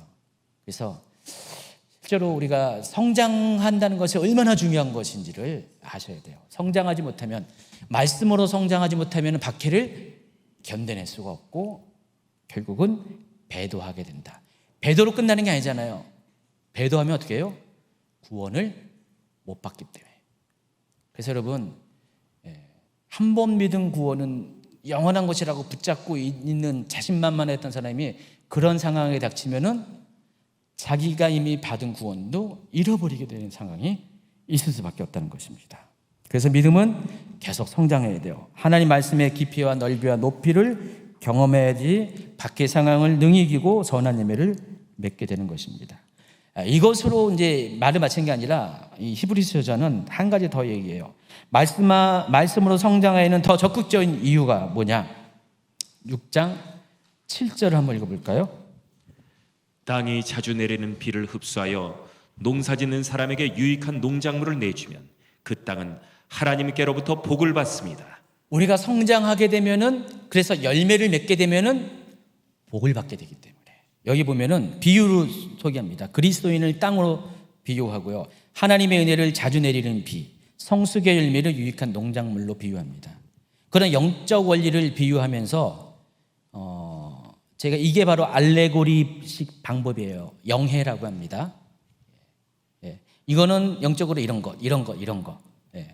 이거는 이제 아주 분명하게 알레고리식의 이렇게 방식이 여기 사용됐습니다. 그래서 그리스도인이 하나님의 은혜를 받아서 성숙한 열매를, 삶의 열매, 신앙의 열매를 맺으면은 하나님께서 그런 사람들에게 복을 주신다는 것입니다. 성숙의 열매를 맺은 사람에게 복을 줘요. 근데 반대로 6장 8절, 그러나 가시덤불과 엉겅퀴를 내면 그 땅은 쓸모가 없어지고 저주를 받아서 마침내는 불에 타고 말 것입니다. 7절과 대비되는 또 비유입니다. 가시덤불과 엉겅퀴는 창세기에 나오죠. 사람이 죄를 지을 때 나온 죄의 결과죠. 곧 죄의 안 좋은 열매, 불신앙의 열매입니다. 여기서는 배도입니다. 배도를 하게 되면은 그 땅, 그리스도인은 쓸모가 없어지고 하나님 나라에 쓸모가 없어지고 저주를 받아서 마침내 불에 타고 말 것이다 그랬습니다. 마태복음 7장 19절에는 아름다운 열매를 맺지 않은 나무마다 찍혀 불에 던져진다고 했습니다. 여기서 불에 타게 된다, 불에 던져진다라는 표현은 무엇을 의미하냐? 계시록에 보면은 그들을 미혹하는 마귀가 불과 유황못에 던져지니, 또 누구든지 생명책에 기록되지 못한 자는 불못에 던져지리라. 또 두려워하는 자들과 믿지 않는 자들과 흉악한 자들과 살인자들과 음행하는 자들과 점술가들과 우상숭배자들과 거짓말하는 모든 자들은 불과 유황으로 타는 못에 던져지리니, 이것이 바로 둘째 사망이다 그랬습니다. 우리가 지금 죽으면은 천국과 지옥으로 가는데 이것으로 세상은 끝나는 게 아니라 나중에 다 부활을 합니다. 의인이나 악인이나 부활입니다. 의인은 생명의 부활로 나올 것이고 또 악인은 심판의 부활로 나갈 것입니다. 요한복음 6장 61절이죠. 이렇게 나오는데 그 부활한 존재들이 의인은 영원한 하나님 나라 새하늘과 새 땅으로 들어갈 것이고 악인은 둘째 사망이 들어가는데, 한 번 죽었는데 또 죽는다는 것인데, 그러니까 영원한 죽음을 의미하는데 육체적인 죽음을 의미하는 것이 아니라, 영적인 죽음을 의미하는 것이 아니라 이것은 죽음과 같은 삶을 말하는 것입니다. 불과 유황으로 타는 그 심판의 장소로 들어가게 된다는 것입니다. 지금 그걸 얘기하는 거예요. 지금 히브리서 저자는요 그 얘기를 하는 것입니다. 저주를 받아서 마침내 불에 타게 된다는 것입니다. 결과적으로 우리가 말씀의 깊은 단계로 나아가지 못하고 초보적인 수준에 머문 성장하지 못한 사람은 박해가 따르는 시험이 찾아오게 되면 자칫 배도할 수 있다. 그 결과 불과 유황으로 타는 못, 최종적이고 영원한 심판인 둘째 사망에 처해지게 되는 것입니다. 이것이 초보적인 신앙에 머물지 않고 성장해야 될 이유라는 것입니다. 여기까지 어렵나요? 어려운 듯 쉬운 듯 쉬운 듯 어렵고 그렇죠. 그러면서 이제 6장 9절로 가면서 성장하지 않은 자들에 대한 책망과 달리 성장하고 성숙한 그리스도인들은 반드시 구원을 누리게 될 것을 이 히브리 저자는 확신하면서 강조를 합니다. 왜냐? 하나님은 선한 행위를 기억하시는 공의로운 하나님이시기 때문에 그렇다는 것입니다. 쭉 나와 있어요. 9절, 10절, 11절 시간 관계상 생략. 그리고 12절에 가면은요 이런 말이 있습니다. 여러분은 게으른 사람이 되지 말고 믿음과 인내로 약속을 상속받는 사람들의 본받는 사람이 되라 이렇게 합니다. 여기서 약속을 상속받는 사람이라는 그 의미가, 그 원어적인 의미가 뭐냐면은 약속을 확실히 소유한 사람이 되라는 것입니다. 그 약속이 뭐죠? 구원에 대한 약속입니다. 구원에 대한 보증이에요. 하나님께서 여러분을 확실하게 구원하겠다라고 이제는 보증합니다. 뒤에 나오는 이제 아브라함의 이야기를 쭉 통해서 제가 이제 시간 관계상 다는 자세히 못하고 대략적으로 설명하면 이런 것입니다. 하나님께서 아브라함에게 약속하셨는데 그냥 약속하신 게 아니라 맹세로 약속하셨다고 했잖아요. 그 얘기가 6장 16절 17절에 나오는데 사람들은 자기보다 더 위대한 일을 두고서 맹세합니다. 통과하고 맹세로서 보증하여 주셨습니다. 17절 후반부에.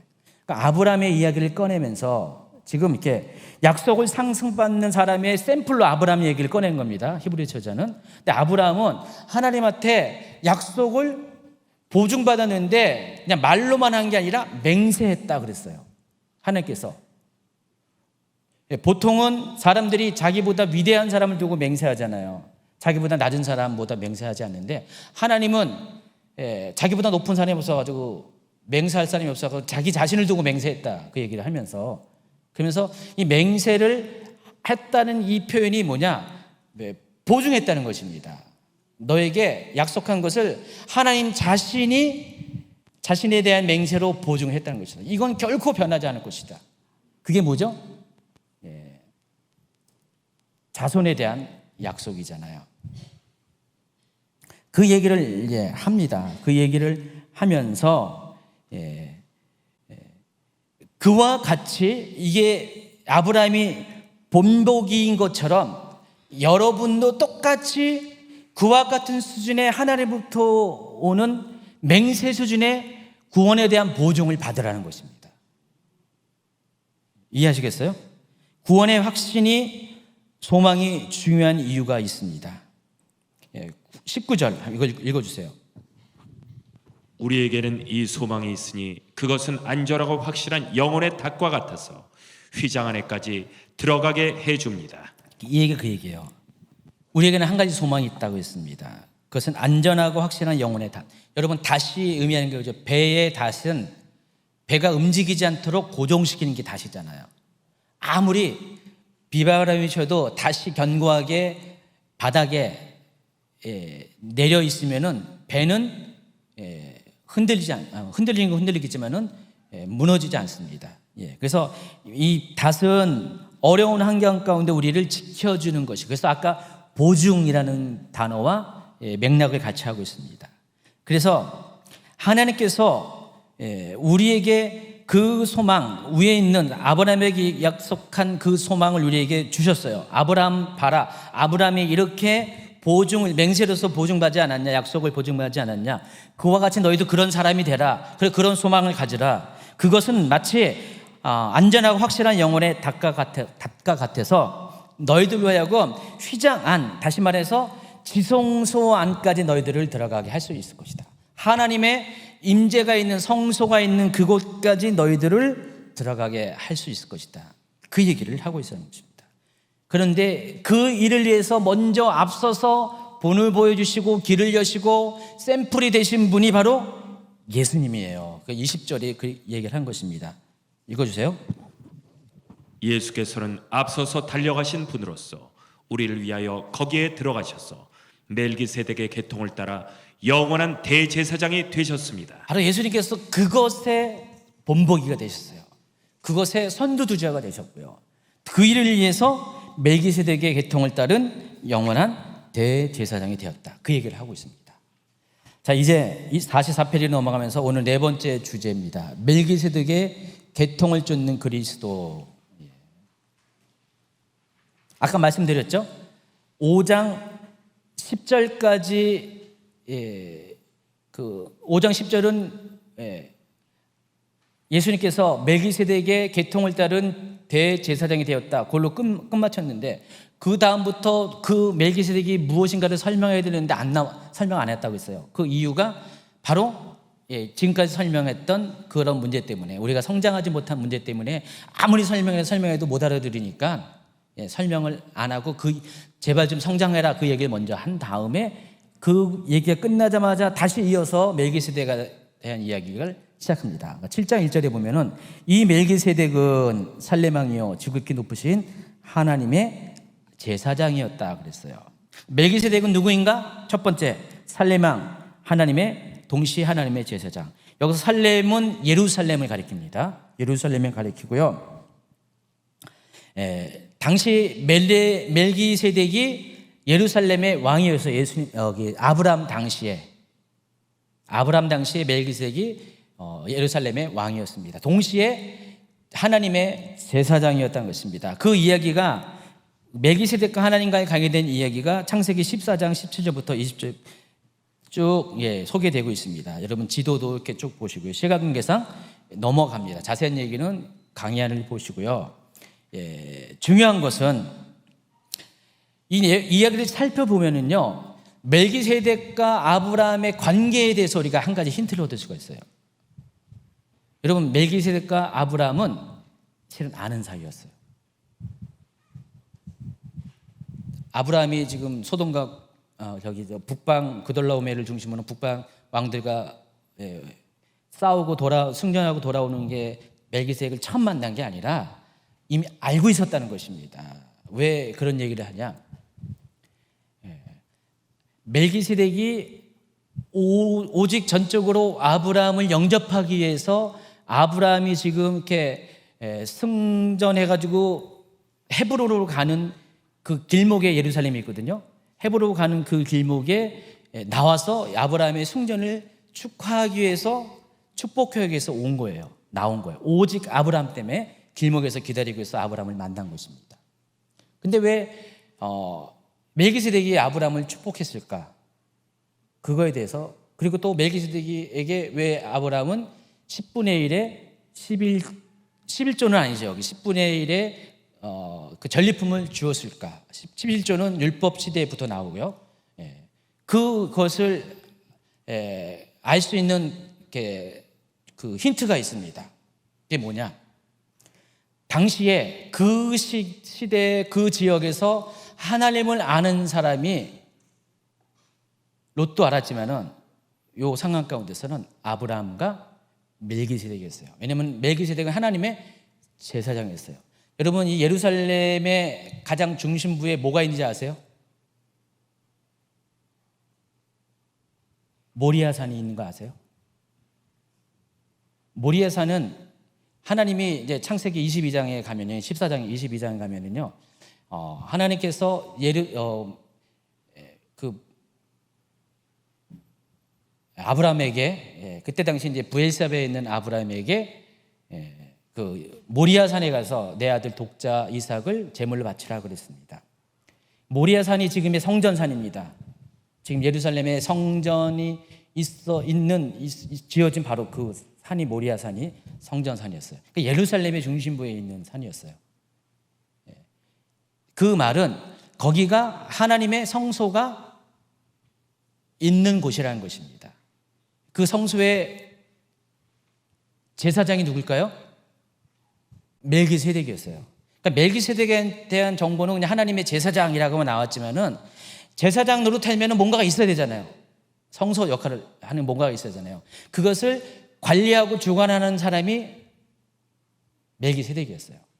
그래서 지금 불신의 사람들이 가득 차 있었던 그 시대에 아브라함만 하나님 선택받은 사람이 아니었고 멜기세덱 또한 하나님 선택받은 사람이었고 이 사람의 공통점은 하나님을 예배하는 예배자였다는 것입니다.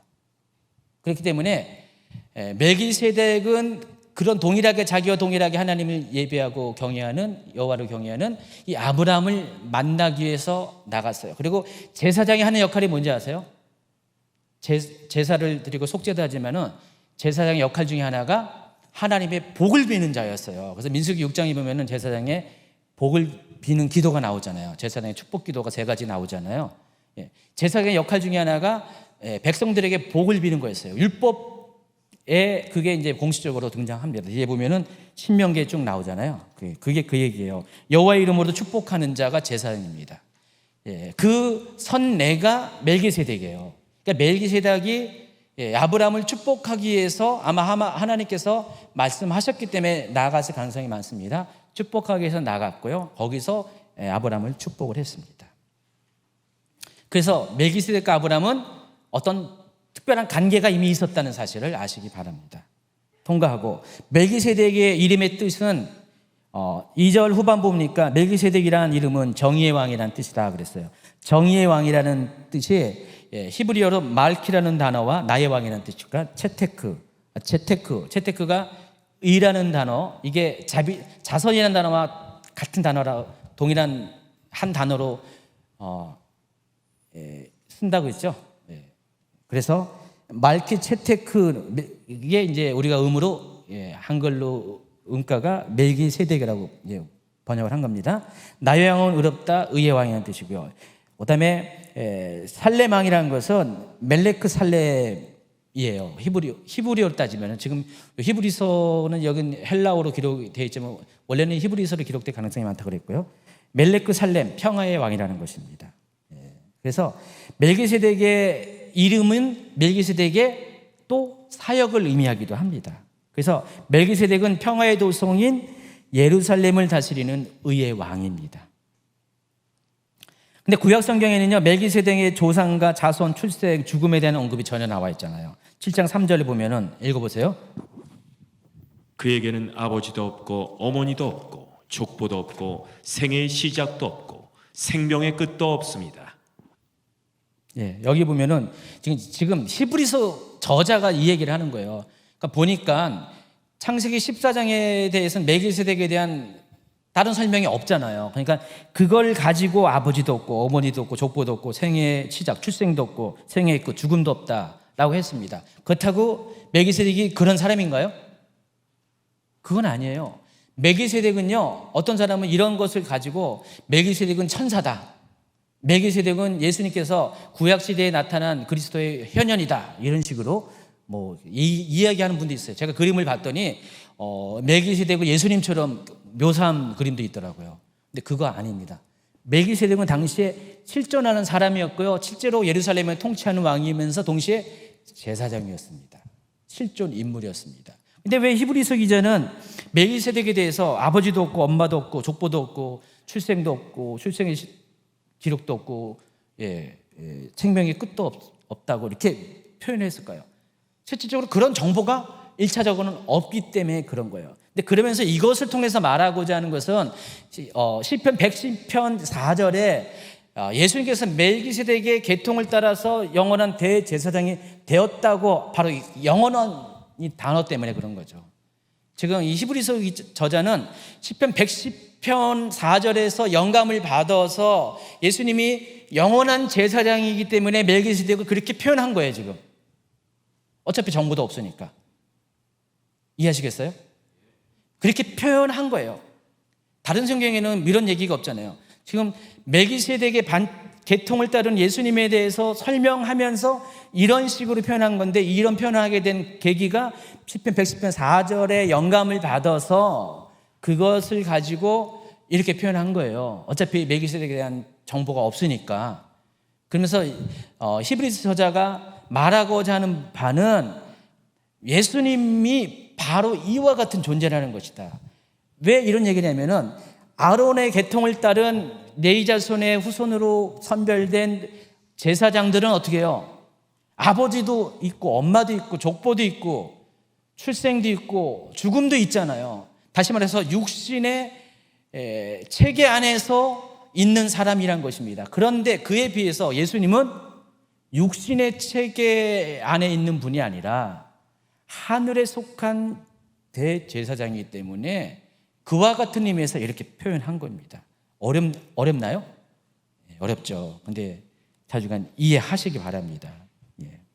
이해하면은 다 이해돼요. 47페이지 넘어갑니다. 그래서 히브리서 기자는 멜기세덱이 레위 계통의 제사장보다 우월하다, 그 얘기인 거예요. 그 얘기 곧바로 나오잖아요. 7장 4절 전반부. 시작. 멜기세덱이 얼마나 위대한가를 생각해 보십시오. 그러면서 더 구체적으로 설명합니다. 첫 번째, 멜기세덱은 레위 지파가 아니었음에도 아브라함부터 10분의 1을 받았다라고 합니다. 원래는 10분의 1은 레위 지파 사람들만 받는 건데, 멜기세덱은 레위 지파가 아님에도 불구하고 10분의 1을 받았다. 근데 이때는 아직 율법에 의해서 11조가 생기기 전이에요. 근데 멜기세덱이 성경에서 최초로 11조 같은 개념의 전리품을 아브라함한테 받았습니다. 근데 당시에 이 멜기세덱이 이것을 받게 된 연고는 다른 것이 아니라 당시에 관습이 그랬어요. 정말 이렇게 왕과 같이, 정말 하나님의 사람과 같이 존귀한 자에게 그 감사와 그런 존경의 의미를 가지고 10분의 1을 주는 관습이 있었습니다. 아무에게 주는 게 아니라. 그리고 보면은 아브라함의 입장에서 이 멜기세덱은 하나님을 대신하는 자, 대리하는 자, 실제로 율법 시대의 제사장과 같은 존재였어요. 왜냐하면 실제로 예루살렘에 통치하면서 예루살렘의 성소를 관리하는 하나님의 제사장이었기 때문에, 그렇기 때문에 그렇게 알고 있는 거예요. 아브라함이 알고 있기 때문에 그 존귀한 분이, 영광스러운 분이 자기 입장에서 하나님의 제사장이, 하나님을 대리하는 제사장이 자기를 위해서 마중 나왔다? 너무 감격이고 너무 감사하기 때문에 하나님에 대한 감사의 표시, 존경의 표시를 하나님을 대리하는 대제사장인 멜기세덱에게 10분의 1 주었다는 것입니다. 자, 그걸 보면은 멜기세덱이 얼마나 대단한 사람이냐, 그 얘기를 하고 있는 거예요. 지금 유대인 성도들은 멜기세덱에서 그동안 이렇게 관점에서 보지 않았어요. 지금 이런 관점을 설명해 주는 거예요. 여러분도 보지 않았어요. 제가 설명해 주는 거예요. 그래서 야, 대단하지 않아요? 멜기세덱이? 그 이스라엘 사람들이 가장 위대한 조상이라고 생각하는 가장 존경스러운 인물인 아브라함, 그 다음에 모세잖아요. 아브라함조차도 존경하는, 그래서 10분의 1까지 주는 그 위대한 사람이 멜기세덱이라고 얘기하는 거예요. 그런 결론적으로 이제 끝에 가면은 그 멜기세덱의 계통을 따라서 예수님이 대제사장이 되었기 때문에 예수님의 대제사장직은 레위지파의 계통을 따르는 제사장보다 얼마나 위대하냐, 비교할 수 없는 위대함이 아니냐, 그 얘기하려고 지금 이 얘기를 꺼내고 있습니다.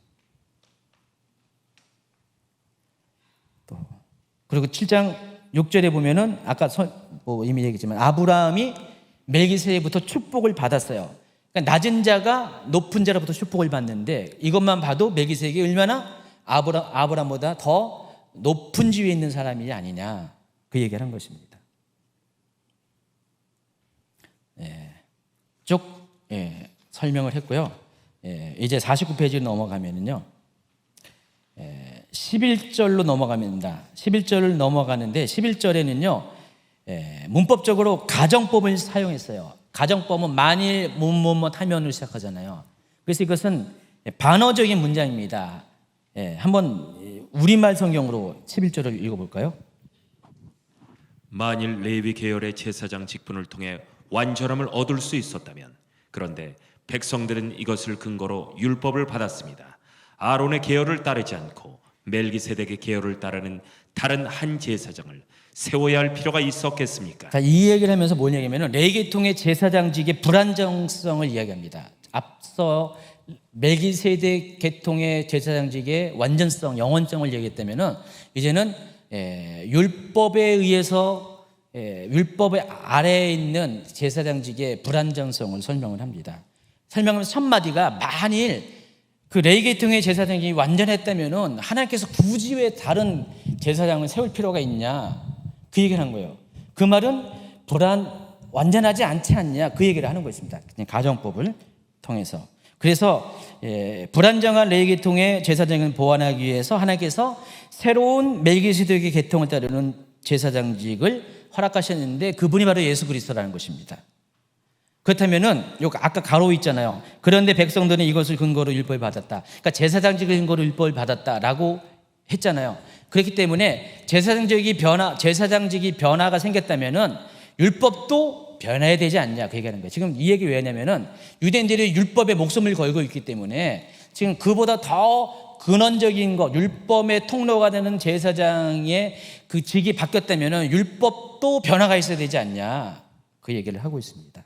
12절입니다. 제사 직분에 변화가 생기면 율법에도 반드시 변화가 생기기 마련입니다. 이는 레위계통의 제사로서는 인간의 죄의 문제를 근본적으로 해결할 수 없기 때문에 히브리 9장 9절 10장 1절 쭉 시간이 없습니다. 로마서 3장 20절까지 쭉 해요. 어쨌든 간에 레위계통의 제사장직으로는 우리의 죄를 구원할 수 없다, 그 얘기를 하는 것입니다. 그렇기 때문에 하나님께서는 레위지파가 아닌 새로운 계통의 제사장직을 허락하신 게 바로 멜기세덱의 계통을 따르는 제사장인데 그분이 바로 예수 그리스도라는 것입니다. 13, 14절 읽어주세요. 이런 말이 가리키는 분은 레위 지파가 아닌 다른 지파에 속한 분입니다. 그 지파에 속한 사람으로서는 아무도 제단에 종사한 적이 없습니다. 우리 주님께서는 유다 지파에서 나신 것이 명백합니다. 그런데 모세는 제사장들에 관하여 말할 때 이 지파 관련해서는 말한 것이 아무것도 없습니다. 예, 그리고 또 계속해서 얘기하는 것은 예수님은 썩지 않은 생명의 능력을 따라서 제사장이 되었다. 16절 이야기를 하고 있습니다. 그렇기 때문에 18절은 전에 있던 계명은 무력하고 무익함으로 폐하게 되었다. 또 19절 전반부는 율법은 아무것도 완전하게 하지 못했다. 그 이유가 레위계통의 제사장들은 죽음의 한계 때문에 계속 직무를 할 수 없어서 수가 많아졌다. 그래서 결국 구약시대의 제사로는 온전함을 얻을 수가 없었고 구약시대의 제사 직분은 바뀌어야만 했다. 그게 19절 후반부터 쭉 나오는 것이고 그 바뀌치는 분이 바로 영원히 계시는 영원한 제사장직을 감당하시는 예수님이다. 자, 그 얘기를 하고 있습니다. 그렇기 때문에 26절 전반부 예수는 이러한 제사장으로 우리에게 적격입니다. 결론을 내고 있는 거예요. 그렇기 때문에 지금 쫙 설명 들었잖아요. 그렇기 때문에 예수님처럼 우리의 대제사장으로 적격인 분이 없습니다. 지금 결론을 합니다. 26절부터는 또 구체적으로 그는 거룩하시고 순진하시고 순결하시고 죄인들과 구별되시고 하늘보다 높으신 분이 되기 때문에 또 그는 다른 제사장들처럼 날마다 먼저 자기 죄를 위하여 희생제물을 드리고 그 다음에 백성을 위하여 희생제물을 나를 드릴 필요가 없기 때문에 또 세 번째는 사람들에게 약점이 있어도 율법은 어쩔 수 없이 그들을 대제사장으로 세우지만은 율법이 생긴 이후에 하나님께서 맹세하신 말씀은 영원히 완전하게 되신 아들을 대제사장으로 세웠기 때문에 이러한 이유 때문에 예수님만이 가장 대제사장으로 적격하시고 레위계통의 제사장들은 한계가 있고 유효하지가 않다. 그 얘기를 하고 있습니다. 여러분에겐 별로 이렇게 이게 뭔 소리냐 그렇게 하지 모르지만은 이 이야기를 만약에 유대인 성도들이 율법에 대해서 목숨 거는 구약의 제사 제도에 대해서 목숨 거는 사람들이 들었을 때는요, 띵 이 수준이 아니라 뭔가 한 대로 그냥 크게 얻어맞은 거예요. 아마 이야기 들으면서 화를 내는 사람들이 있었을 것이고 어떤 사람은 무릎을 치는 사람이 있었을 거고 반응은 다양했을 것입니다. 어쨌든 그들의 사고 체계를 완전히 흔들어버리는 아주 놀라운 선언인 겁니다. 전 이 얘기를 지금 히브리 저자가 하고 있습니다. 뒤에 보면은 10장으로 넘어가면은 이런 얘기를 계속해서 대제사장직에서 설명을 쭉 할 겁니다. 8장 1절은 뭐를 시작하냐면 지금까지 한 얘기를 요점 정리를 또 해요. 히브리 저자는 요점 정리하겠습니다 하면서 다시 요약하면은 이건 이런 거다 하면서 초반부에 8장 1절에 초반부에 얘기하고 뒤에 가서는 또 성막 제도에 대해서 또 막 설명을 해요. 더 추가적으로 제사장직과 연관된. 그리고 나서 결론은 그렇기 때문에 너희들이 이 박해라는 이 환난을 당할 때 이 위대하신 예수 그리스도 모세보다 위대하고 또 레위계통의 제사장보다 위대한 이 예수 그리스도를 믿고 확신함으로 그걸 잘 견뎌내라, 배도하지 말라, 그 얘기를 하는 거예요. 오늘은 여기까지 하겠습니다.